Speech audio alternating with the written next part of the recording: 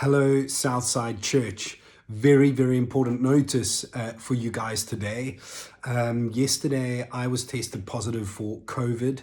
I know that my God has me. I know that I'm marching on with courage. And I know that often God doesn't remove the Red Sea, He parts it.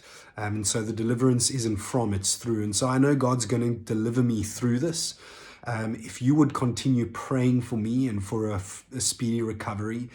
Having said that, it means that our entire staff team and all those that support us in doing online church services have been exposed to me over the last few days. And some professionals have consulted with us and told us it's best for the entire team to go into a 10-day lockdown just to ensure they don't have any of the symptoms and we can continue moving on into the future as we march on with courage. What that means is that we need to work out how we can continue to minister online on Sundays. In Exodus 4 verse 2, Moses is called by God to go and deliver the Israelites from Egypt. He starts to protest. He says, what if they don't believe me when I go to Pharaoh and tell them? And God's response is not, well, maybe you should go and train harder, or, well, maybe you should get some other people to do your job. His response is, what's in your hand, Moses? And what Moses had in his hand was something that seemed small but would be very significant. It was a staff, the staff he was familiar with. That very staff would turn into a snake when he threw it to the ground, and it would part the Red Sea in a moment where God's people needed deliverance. What's in my hand and our hand in the season where we are now all in a 10-day lockdown is my phone.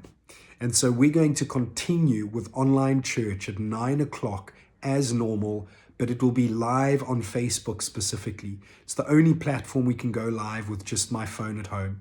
And we are going to continue our human story of hope with a young lady which shares about her battle growing up in an abusive, complex family, being raised out and being positioned into a career she would have never dreamed or imagined, and now navigating a very complex relationship with a boyfriend as she seeks to put God first in her life.